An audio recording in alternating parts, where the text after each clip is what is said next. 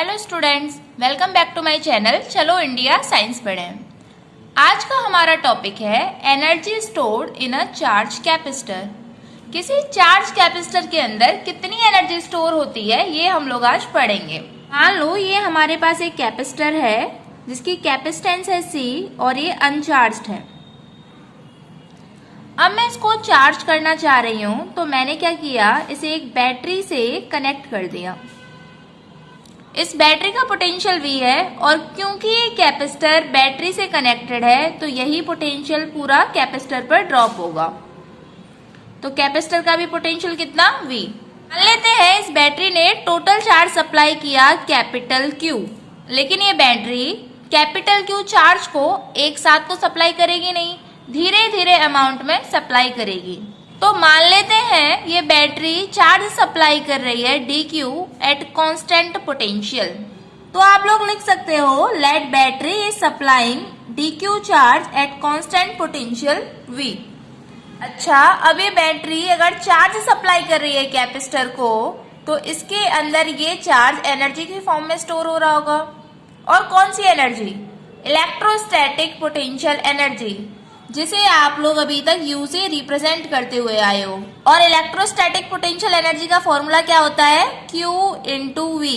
ध्यान है ना आप लोगों को, V equal to W upon Q। और वर्क डन को आप लोग पोटेंशियल एनर्जी भी लिख सकते हो। तो यहाँ से U equal to Q into V। तो अब हम इसको कैसे लिख सकते हैं? मान लो एनर्जी स्टोर हो रही है DU, चार्ज है dQ और इलेक्ट्रिक पोटेंशियल कितना? V equal to Q upon C। तो इसकी जगह आप लोग लिख सकते हो Q अपॉन C। अब देखो DU equal to Q upon C dQ। ये हम लोग क्या कर रहे हैं, जो एनर्जी स्टोर हो रही है वो निकाल रहे हैं और इसको पूरा इंटीग्रेट करके टोटल एनर्जी जो स्टोर होगी वो हम लोग निकाल सकते हैं। किसी इंस्टेंट पर जो एनर्जी स्टोर हो रही है वो ये है। तो आगे हम लोग क्या करेंगे, इंटीग्रेटिंग बोथ साइड। du का इंटीग्रेशन अगर हम लोग करें तो क्या आएगा u, और इसका इंटीग्रेशन अगर हम लोग करें तो 1 अपॉन C, कैपेसिटेंस कांस्टेंट है तो इसको बाहर निकाल देंगे। इंटीग्रेटिंग q dq, क्या वैल्यू लिखोगे? q का इंटीग्रेशन कितना? q square upon 2। तो इंटीग्रेशन आएगा q स्क्वायर अपॉन 2 और बाहर क्या है 1 अपॉन C। तो यहाँ से आप लोग एनर्जी लिख सकते हो Q स्क्वायर अपॉन 2C। अच्छा, अब अगर मैं इसमें लिमिट चढ़ाऊं तो कहाँ से कहाँ तक लिमिट चढ़ाओगे? इनिशियली कैपेसिटर था अनचार्ज्ड, फाइनल उस पर चार्ज आ गया कैपिटल Q। तो upper limit minus lower limit, energy आ जाएगी Q स्क्वायर अपॉन 2C। ये एनर्जी कौन सी है? जो टोटल एनर्जी स्टोर होगी। तो कैपेसिटर के अंदर जो एनर्जी स्टोर होती है वो होती है Q स्क्वायर अपॉन 2C। अच्छा, इसको आप और कैसे लिख सकते हो? देखो, चार्ज की जगह मैं क्या लिख सकती हूँ? Q equal to C into V। तो Q का स्क्वायर CV का स्क्वायर अपॉन 2C। तो ये हो जाएगा C square V square upon 2C। एक C से एक C कैंसिल, तो फॉर्मूला क्या आ जाएगा? Half CV square. ये भी क्या है? जो एनर्जी स्टोर होगी। और देखो यहाँ पर कैपेसिटेंस की जगह में क्या लिख सकती हूँ? Q upon V। तो देखो फॉर्मूला क्या आएगा? हाफ कैपेसिटेंस की जगह Q upon V into V square. तो यहाँ से आपको एक और फॉर्मूला मिलेगा, हाफ Q इंटू V। तो एनर्जी के कौन कौन से फॉर्मूले आ गए? Half Q into V, half CV square और Q स्क्वायर अपॉन 2C। ये तीनों ही एनर्जी के फॉर्मूले हैं जो कैपेसिटर के अंदर स्टोर होगी। आप इसमें से कोई भी फॉर्मूला यूज कर सकते हो। अच्छा, अब एक और चीज सोचो, work done by the battery कितना था? वर्क डन कितना होता है? Q, जो बैटरी ने टोटल चार्ज सप्लाई किया, बैटरी का पोटेंशियल V, मतलब बैटरी Q इंटू V इतनी एनर्जी सप्लाई कर रही थी, लेकिन स्टोर कितनी हुई है? Half Q into V। ये जो एनर्जी होती है वो स्टोर्ड एनर्जी है इनसाइड अ कैपेसिटर। मतलब हाफ एनर्जी कहीं गायब हो गई। अब वो कहाँ गायब हुई है? वो एनर्जी चली जाती है आपकी हीट लॉस में। तो अगर आप लोगों को क्वेश्चन मिलता है calculate the energy loss in charging a capacitor when a battery is supplying charge Q and potential V, तो एनर्जी लॉस भी कितना है, हाफ क्यू वी या फिर हाफ सी वी स्क्वायर या फिर क्यू स्क्वायर अपॉन 2c। तो अब आप लोग क्वेश्चन निकालो, क्वेश्चन नंबर 2.10 और क्वेश्चन पढ़ो। A 12 picofarad capacitor is connected to a 50 volt battery और वो क्वेश्चन पूछ रहा है how much energy is stored in the capacitor। Capacitance आपको दे रखी है 12 पिकोफराड, पिको मतलब 10 की पावर -12 फेराड। आपको बैटरी का पोटेंशियल भी दे रहा है 50 वोल्ट।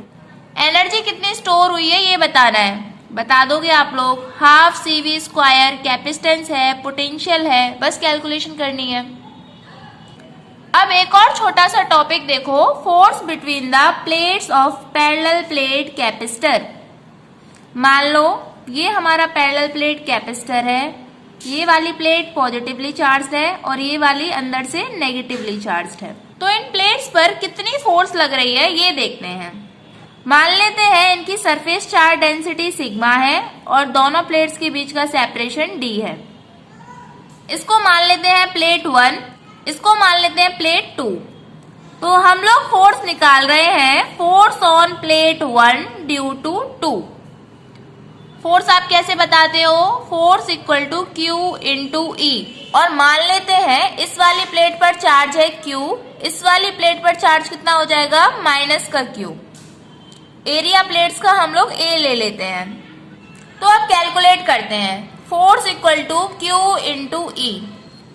इस पर फोर्स निकाल रहे हैं सेकंड वाली की वजह से, तो चार्ज इसका लगाएंगे Q और इलेक्ट्रिक फील्ड इस वाली का लगाएंगे। Electric field due to second plate कितना होगा, ध्यान करो, इलेक्ट्रिक फील्ड कितना होता है इन प्लेट्स की वजह से, सिग्मा अपॉन 2 एप्सिलॉन नॉट। और आप सिग्मा को क्या लिख सकते हो, charge upon area into 2 epsilon not.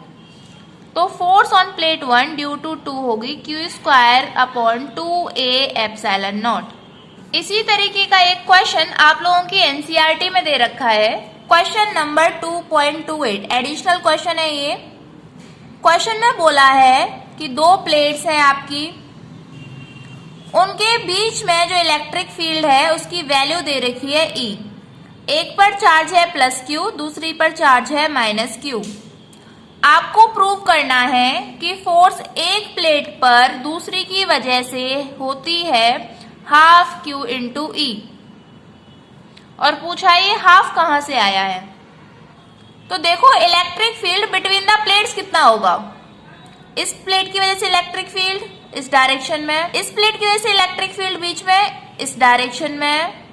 इसकी वजह से आपको पता है सिग्मा अपॉन 2 एप्सिलॉन नॉट, इसकी वजह से भी sigma upon 2 epsilon not. Net electric field कितना आता है बीच में, सिग्मा अपॉन एप्सिलॉन नॉट। लेकिन उसने क्या बोला है, बीच में इलेक्ट्रिक फील्ड E है, यानी E की वैल्यू कितनी है, sigma upon epsilon not. Force, तो आप देखो इसे प्रूव कैसे करेंगे। फोर्स कितनी होती है, Q इंटू E। हम निकाल रहे हैं 1 पर ड्यू टू 2, तो चार्ज पहली का Q और आप सिग्मा अपॉन 2 एप्सिलॉन नॉट को E अपॉन 2 भी लिख सकते हो ना, क्योंकि E कितना है, सिग्मा अपॉन एप्सिलॉन नॉट। तो E/2 कितना हो जाएगा, सिग्मा अपॉन 2 एप्सिलॉन नॉट। तो आप इलेक्ट्रिक फील्ड को लिख सकते हो E/2। यहां से फोर्स आ जाएगी हाफ Q इंटू E। तो हाफ कहां से आया है, जो इलेक्ट्रिक फील्ड बीच में था E उसका हाफ हो गया, वहां से ओरिजिनेट हुआ है हाफ। अब एक और छोटा सा टर्म समझो, एनर्जी डेंसिटी। एनर्जी डेंसिटी होती है energy upon volume. Parallel plate capacitor में एनर्जी कितनी, चार्ज कैपेसिटर के अंदर एनर्जी कितनी होती है, half CV square. Volume, volume को आप कैसे लिख सकते हो, वॉल्यूम को हम लोग लिख सकते हैं एरिया इंटू लेंथ। और यहाँ पर लेंथ कितनी है, between the parallel plates length कितनी है, D। तो वॉल्यूम हो जाएगी एरिया इंटू D। वॉल्यूम की जगह लिखो आप एरिया इंटू D। और पैरेलल प्लेट कैपेसिटर की कैपेसिटेंस कितनी होती है, A epsilon naught upon D। Area into D into V square. A से ए कैंसिल, ये क्या हो जाएगा, half epsilon naught V square upon D square. आप V square upon D square को क्या लिख सकते हो, ध्यान है आप लोगों को, electric field equal to V upon R, where R is distance. तो वी अपॉन डी को क्या लिख सकते हैं, इलेक्ट्रिक फील्ड। यहां से एनर्जी डेंसिटी आएगी epsilon naught E square. Energy density का मतलब होता है कि दोनों प्लेट्स के बीच में पर यूनिट वॉल्यूम कितनी एनर्जी स्टोर है। एनर्जी किस फॉर्म में स्टोर है, इलेक्ट्रिक फील्ड के फॉर्म में। तो एनर्जी डेंसिटी का फॉर्मूला हो गया half epsilon naught E square. ऐसे ही कुछ और बेसिक सी चीजें समझो। अगर ये कोई कैपेसिटर है और इससे बैटरी कनेक्टेड है और मान लेते हैं इस बैटरी का पोटेंशियल V है, तो इस कैपेसिटर का भी पोटेंशियल क्या रहेगा, V। जब तक बैटरी कनेक्टेड रहती है पोटेंशियल कांस्टेंट रहता है। ये चीजें आपको ध्यान में रखनी है। बैटरी डिस्कनेक्ट तो चार्ज कांस्टेंट, और अगर बैटरी कनेक्टेड है तो पोटेंशियल कांस्टेंट। अब इस पर क्वेश्चन कैसे आते हैं वो देखते हैं। आप लोग क्वेश्चन निकालो एनसीईआरटी का क्वेश्चन नंबर 2.9।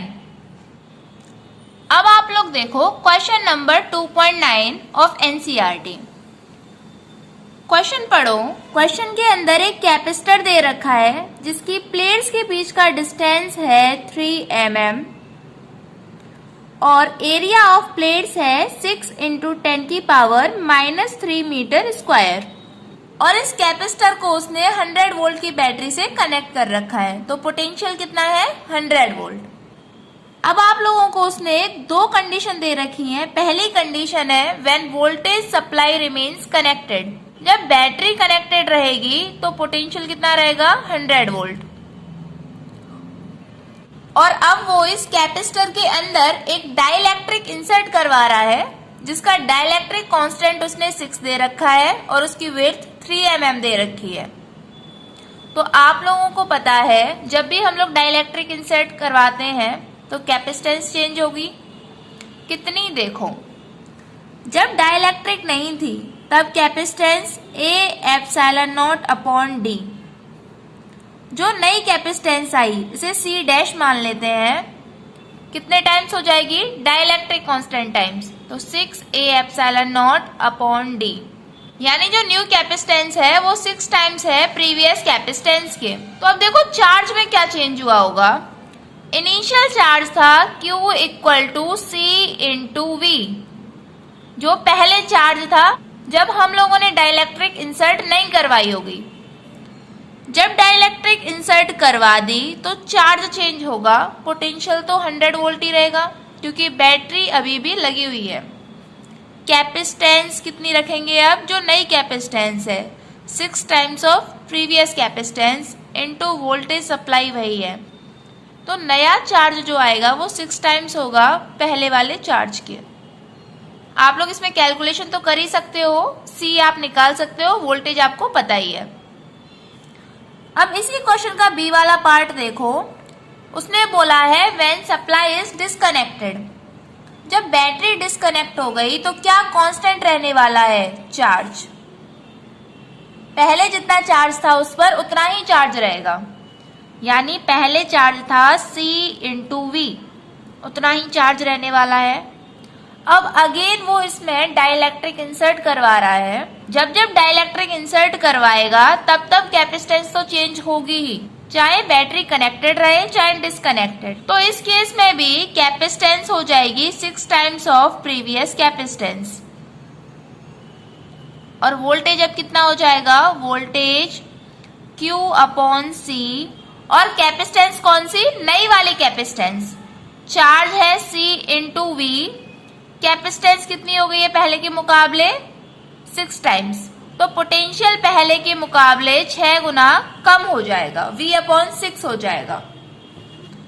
तो आपको यहां से याद क्या रखना है, अगर बैटरी डिस्कनेक्ट होती है तो चार्ज कांस्टेंट, और अगर बैटरी कनेक्टेड है तो पोटेंशियल कांस्टेंट। चलो अब हम लोग इस चैप्टर का सबसे लास्ट टॉपिक पढ़ते हैं, शेयरिंग ऑफ चार्जेस। आप लोगों को पता है charge is a transferable quantity, charge transfer हो जाता है। मान लो ये दो कंडक्टर हैं, इसकी कैपेसिटेंस मैं मान लेती हूँ C1, इसकी कैपेसिटेंस है C2, इसका पोटेंशियल V1, इसका पोटेंशियल V2। मैं इस पर चार्ज मान रही हूँ Q1 और इस पर चार्ज मान रही हूँ Q2। अब मैंने क्या किया, इन दोनों कंडक्टर्स को किसी भी कंडक्टिंग वायर से या कंडक्टिंग रॉड से कनेक्ट कर दिया, तो इनके बीच में चार्ज का ट्रांसफर होगा। और आप लोगों ने कई बार पढ़ा है, चार्ज कब तक ट्रांसफर होता है, जब तक कि दोनों का पोटेंशियल सेम ना हो जाए। यानी आफ्टर कनेक्शन इसका भी पोटेंशियल V, इसका भी पोटेंशियल V मान लेते हैं, और कैपेसिटेंस तो अब भी C1 C2 ही रहेगी। तो देखो, आफ्टर कनेक्शन जो सेम पोटेंशियल दोनों पर होता है, इसको हम लोग बोलते हैं कॉमन पोटेंशियल। तो चलो पहले कॉमन पोटेंशियल कैलकुलेट करते हैं, आखिर दोनों पर कितना पोटेंशियल बाद में हो जाएगा। आप लोगों ने कंजर्वेशन ऑफ चार्ज पढ़ रखा है, जिसमें हम लोग क्या पढ़ते हैं कि चार्ज हमेशा कंजर्व रहता है। इसका मतलब है charge before the connection and charge after the connection same रहेगा। तो इनिशियल चार्ज कितना है, Q1 प्लस Q2, और नया चार्ज मान लेते हैं इस पर Q1 डैश है और इस पर Q2 डैश है। तो फाइनल चार्ज हो गया Q1 dash plus Q2 dash. अब जरा इनकी वैल्यू पुट करो। Q1 को आप कैसे लिख सकते हो, C1 इंटू V1। Q2 को आप कैसे लिख सकते हो, C2 into V2। Q1 dash को आप कैसे लिख सकते हो, C1 इंटू V, जो कॉमन पोटेंशियल है वो। ऐसे Q2 डैश को आप कैसे लिखोगे, C2 इंटू V। हो गया C1 V1 plus C2 V2। यहां से V कॉमन है दोनों में, V C1 प्लस C2। तो अब आप लोग यहां से कॉमन पोटेंशियल निकाल सकते हो। कॉमन पोटेंशियल का formula C1 V1 plus C2 V2 upon C1 plus C2, ये निकलेगा कॉमन पोटेंशियल। अब इसी में आप लोगों से एक और क्वेश्चन पूछा जाता है कि एनर्जी लॉस कैलकुलेट करो। जब चार्ज एक कंडक्टर से दूसरे कंडक्टर पर ट्रांसफर हुआ होगा तो कुछ एनर्जी लॉस भी हुआ होगा, तो वही इलेक्ट्रिक लॉस हमें कैलकुलेट करना है। तो सोच के देखो कैसे कैलकुलेट करेंगे लॉस को। हम क्या करें, इनिशियल एनर्जी कितनी थी वो निकाल लेते हैं, फाइनल एनर्जी कितनी है वो निकाल लेते हैं, माइनस कर देंगे, लॉस आ जाएगा। तो आप एनर्जी लॉस निकाल सकते हो, डेल्टा U इक्वल टू U final minus U initial. U final मतलब आफ्टर कनेक्शन फाइनल एनर्जी कितनी, और U initial before connection energy कितनी है, दोनों को माइनस कर लेते हैं, एनर्जी लॉस आ जाएगा। तो देखो फाइनल एनर्जी कितनी हो जाएगी, फाइनल एनर्जी होगी half C1V square plus half C2V square, यही होगी फाइनल एनर्जी। इनिशियल एनर्जी कितनी हो जाएगी, half C1V1 square, half CV square होता है एनर्जी का फॉर्मूला, हाफ C2V2 स्क्वायर। अब देखो एनर्जी लॉस कैलकुलेट करते हैं, final energy minus initial energy, half C1V square plus half C2V square minus half C1V1 square plus half C2V2 square. इन सब में से हम लोग हाफ कॉमन ले सकते हैं, तो आप लिखो हाफ C1 प्लस C2। इन दोनों में से हम लोग कॉमन पोटेंशियल को कॉमन ले सकते हैं, कितना, V square minus C1V1 square plus C2V2 square. आगे जरा कैलकुलेट करो, मैं इस V की जगह वैल्यू रख सकती हूँ कॉमन पोटेंशियल की, C1V1 plus C2V2 upon C1 plus C2, तो वैल्यू रखो और कॉमन पोटेंशियल का क्या करना है, square half C1 plus C2। अच्छा अब देखो C1V1 प्लस C2V2 इसका होल स्क्वायर, यानी ये पूरा A ये पूरा B, A प्लस B का होल स्क्वायर, क्या लिखोगे, A का स्क्वायर प्लस B का स्क्वायर प्लस 2ab, यही आएगा। और नीचे C1 प्लस C2, इसका भी स्क्वायर करना है। तो यहीं से ये C1 प्लस C2 कैंसिल हो जाएगा। आगे C1 V1 square plus C2 V2 square.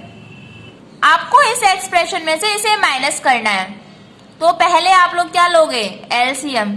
LCM क्या आएगा, C1 प्लस C2। यहां पर क्या बचेगा, C1 square V1 square, C2 square V2 square, 2C1 C2 V1 V2 minus 1 into C1 plus C2। तो ऊपर किसका मल्टीप्लाई, C1 प्लस C2 का मल्टीप्लाई, इस पूरे में C1 V1 square plus C2 V2 square. तो अब देखो, पहले C1 का मल्टीप्लाई होगा इसमें, फिर C1 का मल्टीप्लाई इसमें, फिर C2 का मल्टीप्लाई इसमें, और फिर इस C2 का मल्टीप्लाई इसमें। तो वैल्यू क्या आएगी आपकी, C1 स्क्वायर V1 स्क्वायर, फिर C1 का इसमें, C1 C2 V2 square, C2 का इसमें, C1 C2 V1 का स्क्वायर, फिर C2 का इसमें, plus C2 square V2 square. Upon में क्या चल रहा है अभी, C1 प्लस C2। अब यहां से देखो, C1 square V1 square minus C1 square V1 square cancel. ऐसे ही C2 स्क्वायर V2 स्क्वायर, ये माइनस मल्टीप्लाई होगा यहाँ, तो minus C2 square V2 square, ये भी कैंसिल। बचेगा क्या, half 2C1 C2 V1 V2 minus C1 C2 V2 square plus C1 C2 V1 square upon C1 plus C2।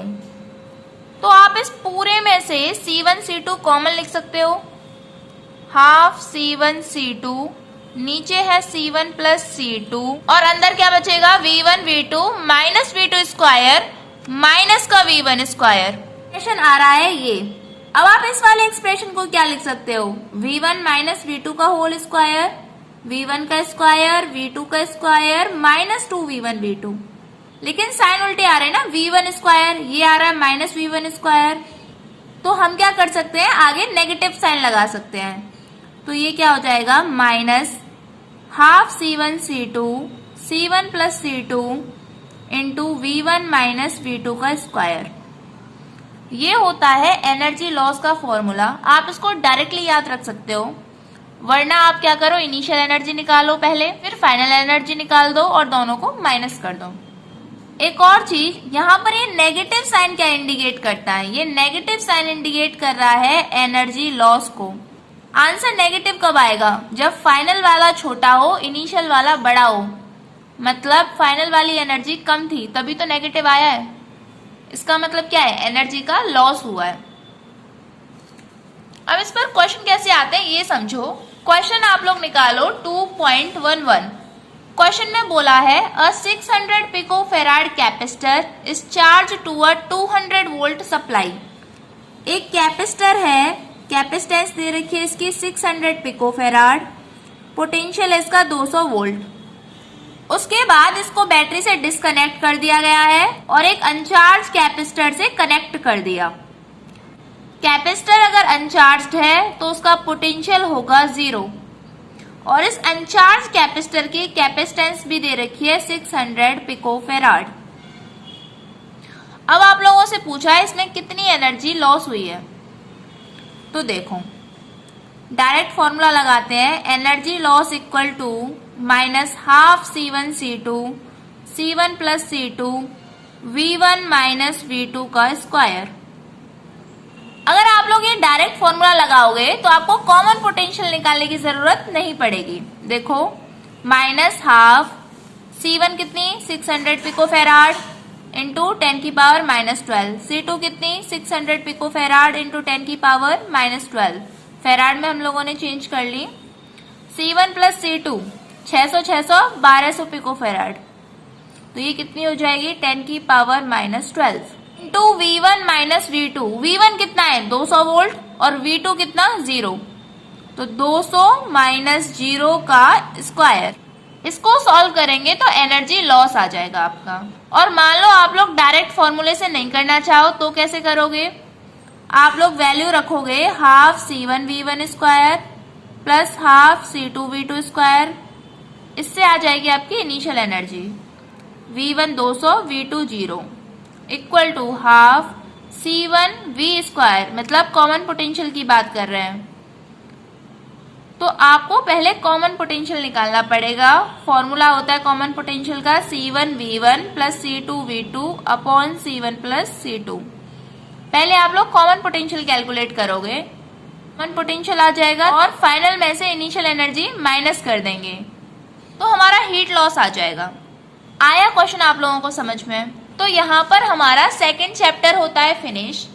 अब आप लोगों को क्या करना है, इसके सारे क्वेश्चन प्रैक्टिस करने हैं और एडिशनल में आप लोग टिक लगा सकते हो क्वेश्चन नंबर 14, क्वेश्चन नंबर 20 जो हम लोग कर भी चुके हैं, क्वेश्चन नंबर 25, 26, 27, 28 और लास्ट में क्वेश्चन नंबर 33 और 34। ये क्वेश्चन आप लोगों को करने हैं। तो आई होप आप लोगों को सेकेंड चैप्टर अब अच्छे से क्लियर हो गया है। So thank you students and keep revising.